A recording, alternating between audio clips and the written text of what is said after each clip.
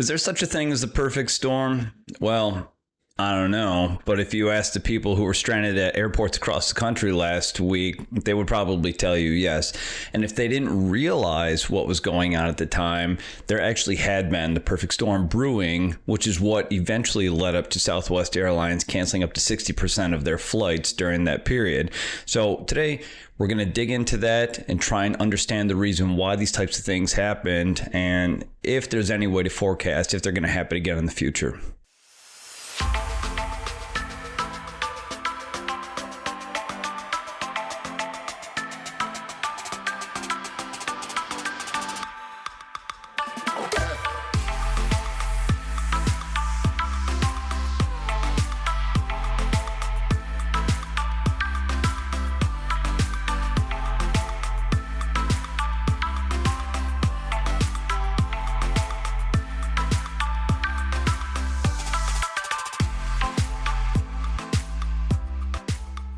All right, so I hope you got a cup of coffee. I know I do.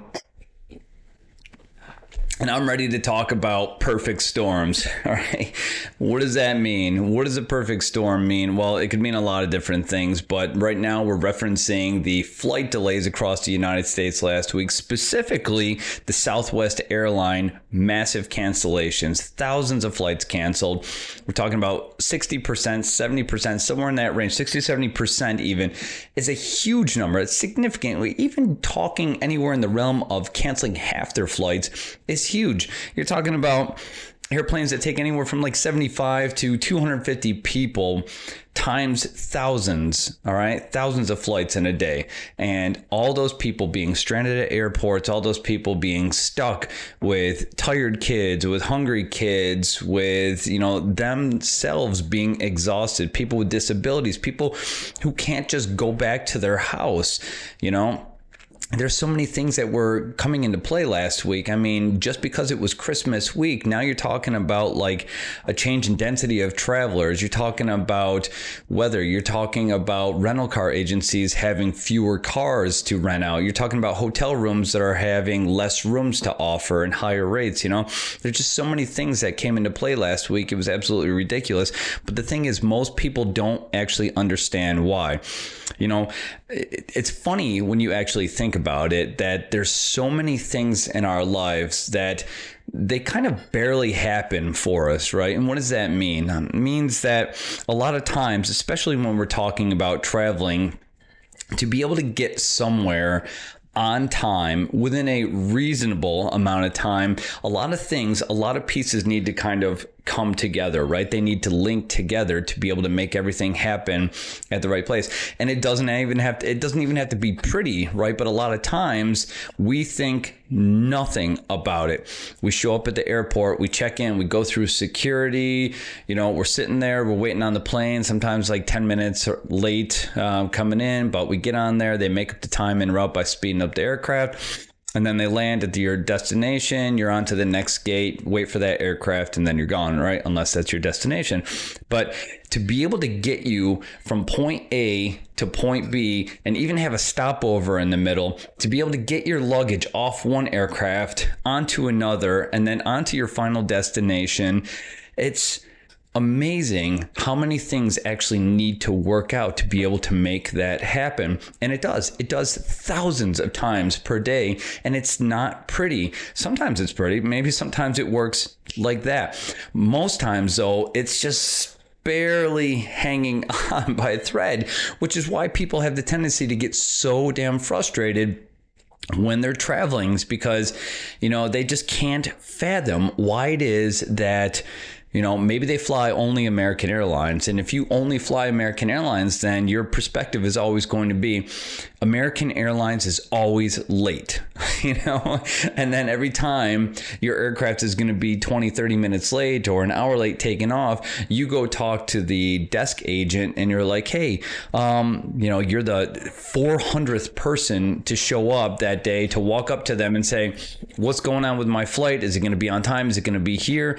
And after that 50th person, they just can't maintain a smile anymore. And they're like, it's coming. Just take your seat. Wait, the airplane's coming. It'll be here soon. And now your perspective is American Airlines, always late.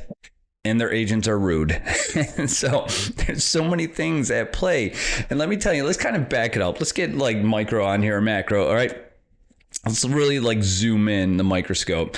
All right. So what happens when you think about this? People don't really realize that all these little minutes, all these little delays, they start to add up, right? And the stress is felt on the travelers. The stress is always felt on the travelers. Do you think the pilots are being affected? Do you think the crews are being affected? No, they're not being affected. At the end of the day, the airline's going to get them back to their hub. They're going to get them home, and they're making money while they're out there. And they're not just making money, but they're making good money, especially these pilots, right? They're making good money. You are the one, you, the traveler, are the one who's absorbing all the stress. But a lot of times people don't really realize that. Just imagine, we've all been on those planes where you have a person. I'm not even talking about an elderly person. I'm not talking about someone who's disabled or handicapped. I'm talking about just a person who is so slow about getting in their seats, who is, just fighting to get their bag in the overhead compartment, that is just taking their time. They're getting in the way. They're holding up that line of people trying to get onto the airplane, not realizing that every one of those minutes counts. That's why the flight attendants are constantly just rushing people like, all right, come on, everybody, we need to get everybody in their seats. We can't close the door until everybody's seated. And, of course, a part of that reason why they want to hurry up and get the door closed is because that's when their pay starts for the pilots and for the flight attendants. But they also want to hurry up so that we are off the gate on time, because I'm sure a lot of you have actually experienced this. When you land, let's just say, you land at an airport, you touch down, everything's good, you're taxiing back to the gate, the airplane stops.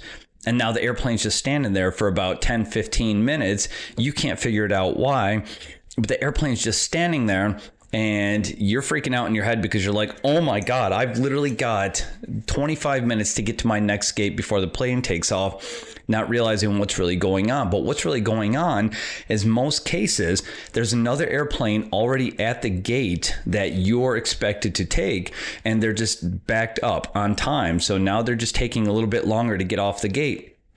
And for you, you're absorbing all that stress. But that one thing that could be holding you up is a traveler. A lot of times it's not maintenance holding you up. It's not weather holding you up. A lot of times it's people that are holding us up. So you really got to take that into consideration the next time you travel. Be someone who's efficient. Be someone who can compromise and put your bag under your seat. Don't take your time getting into your seat, right? Just hurry up, get in your seat, let everyone else get in their seat, and don't give the flight attendants a hard time so you can hurry up and get off. Because what happens is, every time a plane is delayed, taken off, you're delaying someone else coming in. And yeah, you think it's easy that maybe the ground controllers can say, all right, how about just take gate 14 instead of gate 5, And you're like, okay, yeah, we can do that. It's not that easy. Think about this. You've been in the terminal before. You've had this experience where you're just waiting on your plane to come in so they can hurry up and get everyone off, so they can clean the plane, so you can get on it, so you can take off and get to your destination. But what's happening is, they call at the last second. They're like, attention everyone in the terminal on your flight to whatever, Charlotte, North Carolina. The flight's now been moved from gate 5 to gate 14. Now you have hundreds of people popping up, racing down the terminal, trying to get to that gate, right? It just creates chaos. So the best thing that can happen is people just hurry up. All right. Don't delay the process. Yes, of course, the airport's going to have delays. Maintenance is going to have delays. Weather's going to have delays. But a lot of times, like I said, there's a lot of pieces that got to come together to make everything happen, and happen in at least a moderately effective process. Okay. A lot of times we don't think that it's working, or we think that it's working really well. It's not always working really well. In fact, a lot of times things are barely holding on by duct tape and strings, but you're getting to your destination, so those things are coming together. They're just not coming together pretty, and you just don't realize that most times. But all those little delays, all those little things that happen, to be able to get a plane to its gate on time, to be able to get people on the aircraft at time, to be able to get baggage onto the aircraft at time, to get that plane off on time, to have ground and tower and ticketing agents and baggage guys, everything just working together to get you from point A to point B, is actually a very difficult process to achieve. Now, when you start taking things like, and I'm just talking about on a daily basis too. I'm talking about on a regular basis. You go out, you travel in the middle of March or April, May, whatever, low travel season, October, you go during the low season. That's just how everything's coming together. You know, they're coming together, but it takes a lot of things working at an effective level to be able to make all these things come together. And as they do come together, everything happens to work out. So you got your baggage, you got your weather, you got your ground, you got your tower, you got your ticketing agents, you got people hurrying up, all these things come together. And finally, everything seems to work. Now, that's a chain process, right? So every time there is a break in that chain, that means something's not going to work out, right? So now you take last week, and we're talking about Christmas week, which, again, density of travelers goes from like this to this. It's huge. Everyone wants to go visit family. Everyone wants to go visit friends. Everyone wants to retreat and get away to do this, Christmas thing, or get home for Christmas, or, college students returning home. But everyone's traveling. A lot of people are traveling. So you got high density travelers, right? And now you got this storm that just happens to perfectly line up with Christmas week, with that high density travel week. You've got this perfect storm coming in that's bringing nothing but cold, snow, ice, rain, precip, all the things that are not great for aviation. All right. Last week, just taking off out of Munich, we were already at the runway, at the edge of the runway, ready to take off, and we had to be delayed for like 5 to 10 minutes just so a de-ice truck could come through and spray the wings down, right? It wasn't even that cold outside, but enough moisture, enough cold creates ice, and next thing you know, the airflow over the wings has changed. And what does that do? That changes your power. It changes in your power affect the fuel burn rate, right? These are things that you would know in aviation, but those are important, right? Now just imagine that happening on a thousands of airplane bases. All right. Weather significantly impacts these things. So now what happens is you have high density travel, you have high shitty weather, and now what it's doing is it's highlighting, you've got this giant microscope that's now testing the internal processes of all these aviation companies, right? So American Airlines, tried and tested, Delta, United, there's all these different airline companies that are being tested. They're being run through the ringer, seeing if they can hold up and they can keep up. Just think about when you build a new stadium, right? One of the things that they need to test and that we never think about is how many toilets can flush at once. All right. So yeah, you can flush 25% of the toilets, but just imagine you go to a stadium and they have 250 toilets at that location. You need to flush every one of those toilets at the same time to make sure that the plumbing can handle it. It's the same thing with electricity. And now we're talking about travel. So when you really have these circumstances like high traveler density and bad weather, it highlights, it puts a magnoscope or a microscope on everything. I was going to say magnifying glass, but a microscope on everything. And now it highlights where the weaknesses in your system are. All right.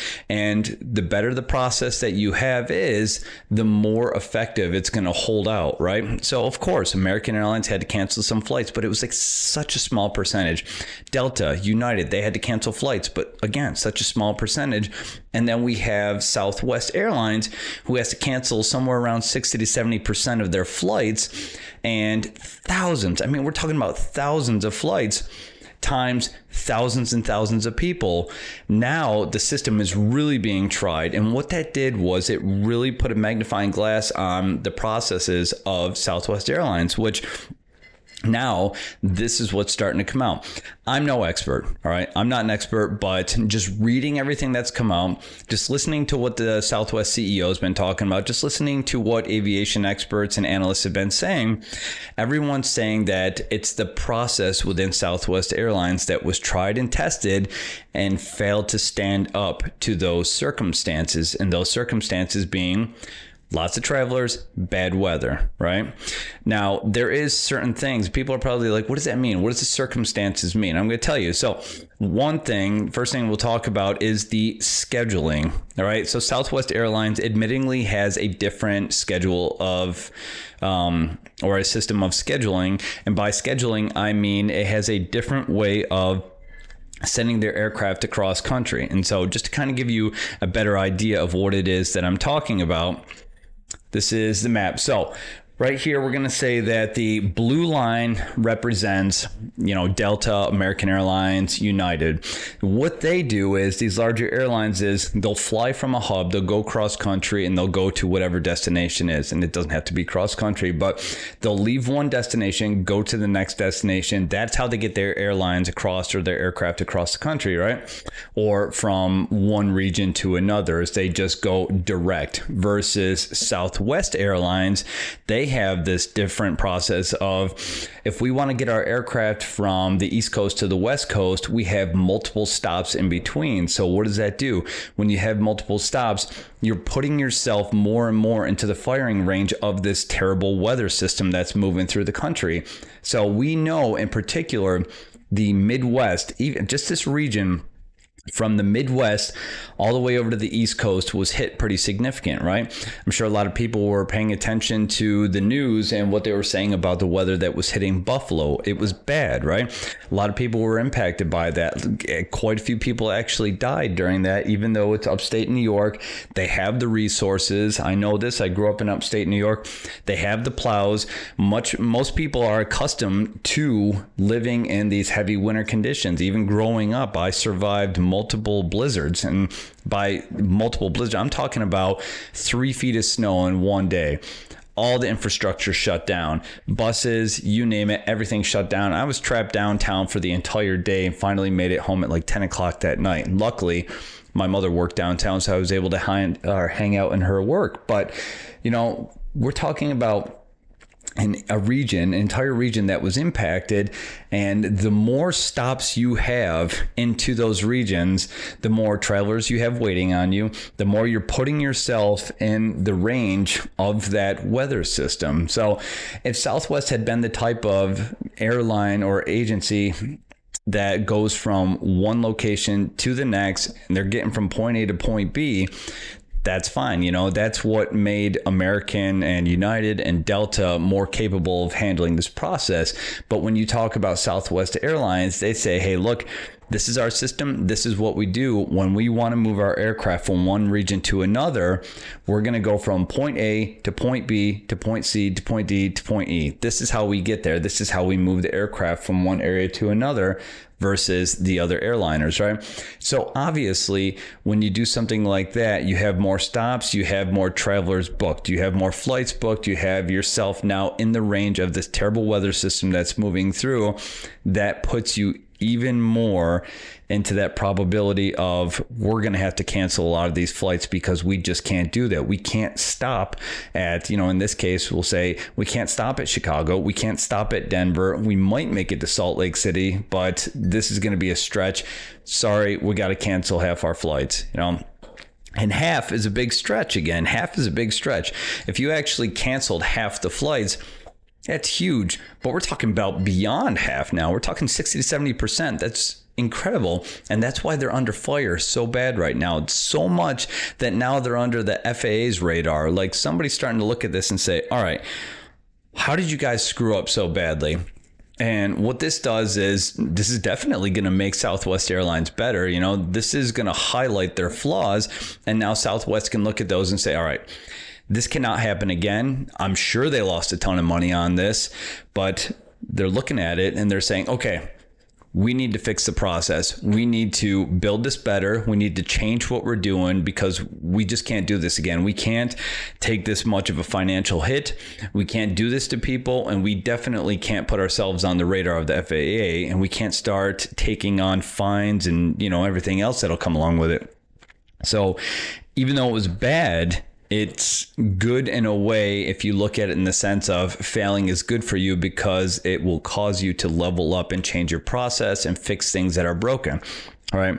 So one of the other things that Southwest does is they have a different way of actually tracking aircraft and tracking pilots and crew. So, I talk to people. I work with actually quite a few people who are civilian pilots, and they're working for Piedmont, they're working for American Airlines, you name it, Delta, and they talk about the notification process. They'll tell me about these things. They'll tell me about what it's like to actually be on call, how much notice they get, when they actually know that they're going to be put on a flight, and when they know they're going to be canceled.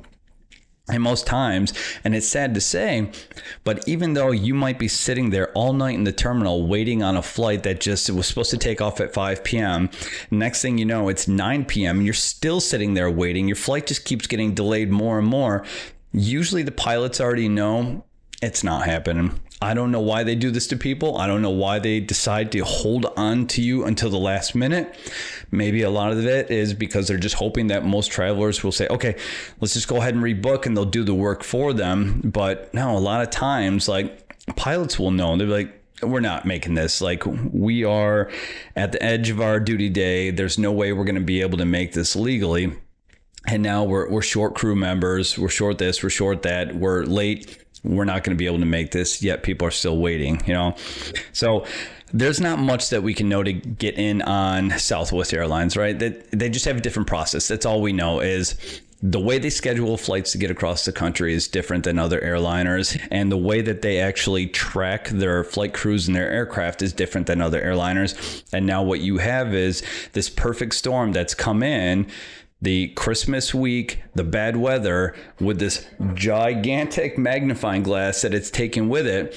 And it's looking at all these different airliners and saying, I'm going to test you all. I'm going to run you all through the ringer, and only the strong are going to survive this. And that's exactly what happened. Was American Airlines made it through with few cancellations. Delta made it through with few cancellations. United made it through with few cancellations. Southwest Airlines barely made it through, but with a lot of cancellations. And that's ultimately what happened. Was you just had the perfect storm. You had, on one side, you had a broken process. We can't even say a broken process, because most people don't complain about Southwest Airlines. They're a huge airline agency here in the United States. But you have this process over here. You have their internal processes, which ordinarily work out usually fine, but when you put them into this type of category or this type of scenario where you have a lot of travelers in bad weather, now they're really going to be tested.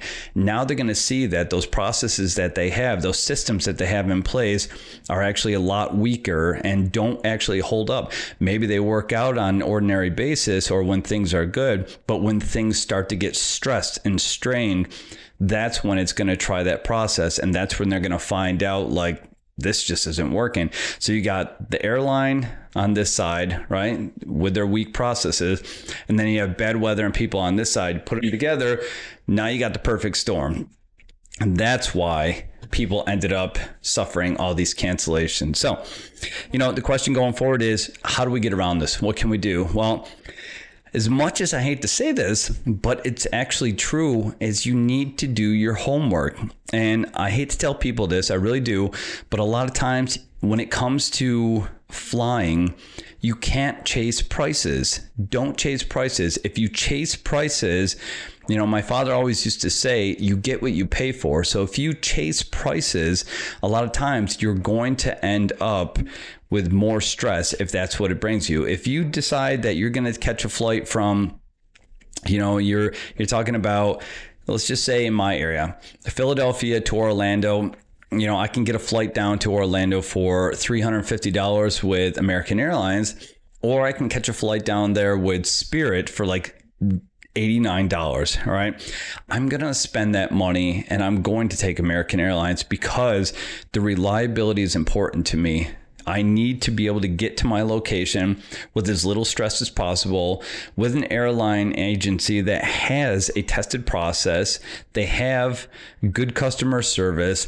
They have redundancy in place, which means they have ways to reschedule you. They have a good application so you can get on there and even just reschedule yourself. They have good customer service. It's all about dependability. All right. Dependability is huge. So just keep that in mind going forward, that if you plan to fly Christmas week, knowing that it's a high travel season, don't always chase the price. If you do chase the price, sometimes this is just a penalty that comes with it, all right? And if you do chase the price, at least know in the back of your head that you need to have some kind of plan in place. You need to know, all right, I'm on my way to Salt Lake City with a layover in Chicago. If I happen to get stuck in Chicago, where am I going?